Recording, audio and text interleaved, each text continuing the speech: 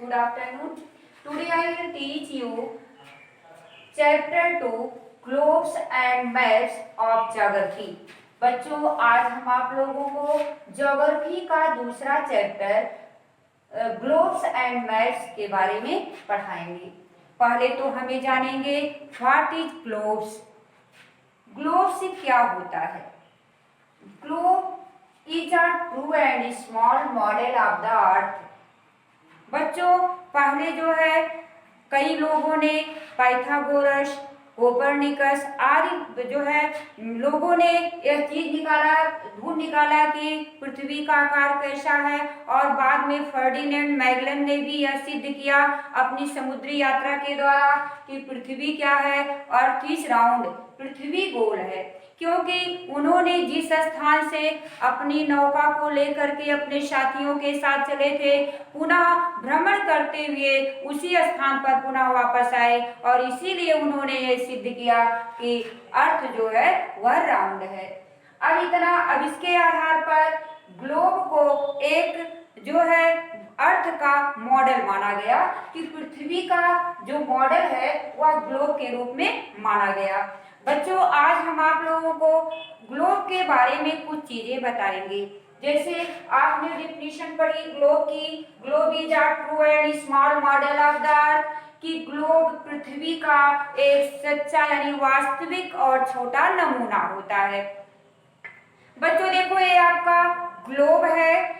Globe के द्वारा हमें जान गए कि हमारी पृथ्वी का आकार इसी प्रकार से है जैसे हमारा ग्लोब है, यानी इतनी बड़ी पृथ्वी को हम एक छोटे से ग्लोब में उसका आकार दे दिए हैं। अब इसमें हमें जानेंगे कि जो है ग्लोब में कौन कौन सी दो इंजनरी लाइंस हैं। इसमें दो इंजनरी लाइंस हैं, एक है लैटिट्यूड और दूसरा होता है लॉन्गिट्यूड। अब ये जानोगे कि लैटिट्यूड्स और लॉन्गिट्यूड्स क्या होता है और इसका इम्पोर्टेंस एक ग्लोब में क्या होता है। लैटिट्यूड्स होता है बाबू, यह क्या करता है, एक काल्पनिक रेखा है और इसका मुख्य कार्य है कि जो है यह किसी भी स्थान को लोकेट करने में सहायता करता है, और लॉन्गिट्यूड का भी वही कार्य होता है कि यह भी किसी स्थान को सुनिश्चित करने में सहायता करता है। सबसे जो महत्वपूर्ण लैटिट्यूड होता है वह है मोस्ट इम्पॉर्टेंट लैटिट्यूड, वह इक्वेटर होता है। यही बाबू देखो बीच में यही इक्वेटर है, यानी हिंदी में इसको भूमध्य रेखा कहते हैं। इक्वेटर का कार्य क्या होता है, यह नॉर्दर्न हेमिस्फीयर को साउथर्न हेमिस्फीयर से डिवाइड करता है।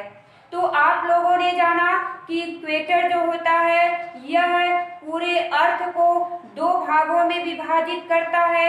एक इक्वेटर के ऊपर वाला भाग नॉर्दर्न हेमिस्फीयर होता है और नीचे वाला भाग साउथर्न हेमिस्फीयर होता है। अब इतना आप लोग जाने, और इसके बाद एक चीज और जान लें कि इक्वेटर के अलावा 4 और महत्वपूर्ण लैटिट्यूड्स होते हैं। वे कौन से लैटिट्यूड्स हैं? एक है tropic of Cancer, tropic of Capricorn, Arctic circle और अंटार्कटिक सर्कल। और टोटल लैटिट्यूड्स की जो संख्या होती है वह 180 होती है, यानी 180 होती है। बच्चों आप लोगों ने जाना, और एक चीज ये भी जान लो कि जो इस तरह से लेटी यानी पैरेलल जो रेखा होती है वह लैटिट्यूड होती है, और जो लॉन्ग रेखा होती है यानी जो नॉर्थ पोल से साउथ पोल की तरफ जाती है वह होती है लॉन्गिट्यूड। अब इतना आप लोगों ने जाना। अब इसके बाद इतना और जान लीजिए कि लॉन्गिट्यूड की टोटल संख्या कितनी होती है। टोटल लॉन्गिट्यूड होता है 360 और लैटिट्यूड कितना होता है 180। कभी कभी इतना भी आता है कि 181 भी होता है, तब होता है जबकि उसमें अगर इक्वेटर को हम उसमें इंक्लूड कर देते हैं तो वह 180 भी हो सकता है, लेकिन टोटल 180 माना जाता है। लेकिन अगर इक्वेटर को इंक्लूड करते हैं तो उसमें 181 भी आ जाता है। अब इसके बाद क्या करेंगे कि जो है अब लैटिट्यूड और लॉन्गिट्यूड जान लिए। अब हम ये जानेंगे कि जो है यह ग्लोब हमारे लिए किस प्रकार से लाभकारी होता है। ग्लोब को हानिकारक होता है, इसका जो है यूजलेस यानी कि हमारे लिए हानिकारक, किस हानिकारक का मतलब यह हमारे लिए उपयोगी किस प्रकार से बहुत ज्यादा नहीं होता है। कठिनाइयां क्या आती है इस ग्लोब के बारे में, इसका हमको यूज करते समय कौन कौन सी कठिनाई आती है। तो पहला है कि ग्लोब को हम आसानी से एक स्थान पे दूसरे स्थान पर नहीं ले जा सकते हैं। दूसरी जो प्रॉब्लम होती है वह यह होता है कि अगर हमको ग्लोब पर किसी प्लेस को देखना होता है तो हमको उसे रोटेट करना होता है। रोटेट करने के बाद ही हम एक स्थान को जो है उस पर किसी स्थान को देख सकते हैं। ग्लोब को हमेशा हम पश्चिम से पूर्व की तरफ रोटेट करते हैं और यही कारण है बच्चों, आप लोग जानते होंगे कि हमेशा हमें यही लगता है कि सूर्य पूरब से निकल रहा है, जबकि सूर्य क्या होता है वह अपनी जगह पर स्थिर होता है। अगर परिक्रमा करती है, अगर रोटेशन करती है तो वह अर्थ करती है अपने जो है एक्सिस पर, और एक्सिस पर अर्थ जो है रोटेशन करते हुए वह बारी बारी से सूर्य के सामने वह स्थान जाता है और इस प्रकार से डे और नाइट का निर्माण होता है। अब इतना आप लोगों ने जाना कि हमेशा जो है पृथ्वी अपनी एक्सिस पर पश्चिम से पूर्व की तरफ घूमती है और इसीलिए हमें यह मालूम पड़ता है कि सूर्य पूरब से निकल रहा है। अब इतना आप लोगों ने जाना कि इसका जो इसको यूज करने में हमें प्रॉब्लम क्या आते हैं। यह भारी होता है, एक स्थान से दूसरे स्थान पर इसको नहीं ले जा सकते हैं और किसी भी स्थान को देखने के लिए हमें रोटेट करना पड़ता है, एक साथ हम पूरे स्थान को नहीं देख पाते हैं। बच्चों, आज आप लोगों ने ग्लोब के बारे में इतना जाना कि ग्लोब जो है वह पृथ्वी का एक छोटा सा नमूना है और जो है ग्लोब पर दो इमेजिनरी लाइंस हैं, एक लैटिट्यूड और दूसरा लॉन्गिट्यूड। लैटिट्यूड जो मोस्ट इम्पोर्टेंट लैटिट्यूड्स है वह इक्वेटर है, वह नॉर्दर्न हेमिस्फीयर को साउथर्न हेमिस्फीयर से सेपरेट करता है, डिवाइड करता है। और जो लॉन्गिट्यूड है वह क्या करता है, ईस्टर्न हेमिस्फीयर को वेस्टर्न हेमिस्फीयर से सेपरेट करता है। जैसे मोस्ट इम्पॉर्टेंट लैटिट्यूड इक्वेटर होता है, उसी प्रकार से मोस्ट इम्पॉर्टेंट जो लॉन्गिट्यूड होता है वह प्राइम मेरिडियन होता है, जो कि ग्रीनविच से होकर के गुजरता है। अब इतना आप लोग जाने, यह भी जान लिए कि ग्लोब का यूज करने में हमें किन किन कठिनाइयों का सामना करना पड़ता है। यह जो है एक स्थान से दूसरे स्थान पर ले जाने में बहुत कठिनाई उत्पन्न करता है और दूसरी चीज है कि इस पर हम एक साथ पूरे स्थान को नहीं देख सकते हैं। इसको स्थान को देखने के लिए हमें ग्लोब को रोटेट करना पड़ता है। अब इसके बाद हम जानेंगे मैप्स, जो कि आपके चैप्टर के अनुसार पहला ग्लोब्स है और दूसरा मैप्स है। अब मैप्स किसे कहा जाता है? A map is a representation of the whole earth or a part of it on a flat sheet of paper.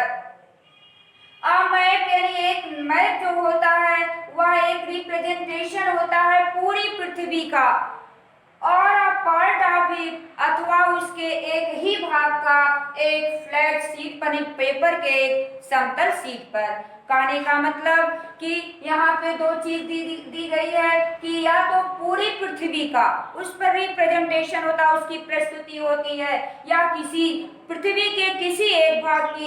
कहने का मतलब कभी कभी आप लोग मैप पाते हैं, पूरे विश्व का मैप पाते हैं, कभी कभी आप इंडिया का मैप पाओगे, कभी उसके स्टेट्स का, कभी अदर जो कॉन्टिनेंट्स हैं उनका पाते हो। इस प्रकार से यह पूरी तरह से जो मैप होता है वह पूरी पृथ्वी का जो रिप्रेजेंटेशन होता है या तो पृथ्वी के किसी एक भाग का होता है।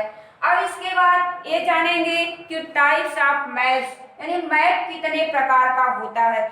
इसको जानने से पहले इतना आप लोग जान लीजिए कि मैप्स हमारे लिए यूजफुल कैसे होता है। पहली चीज, मैप को हम फोल्ड करके एक स्थान से दूसरे स्थान पर आसानी से ले जा सकते हैं। और इसका दूसरा जो यूजफुलनेस होता है वह यह होता है कि इसमें हम किसी भी स्थान को आसानी से एक ही साथ में बहुत सारे स्थान को देख सकते हैं और इस प्रकार से मैप जो है वह यूजफुल होता है। अब इसके बाद जानेंगे टाइप्स ऑफ मैप्स के बारे में कि मैप कितने प्रकार के होते हैं।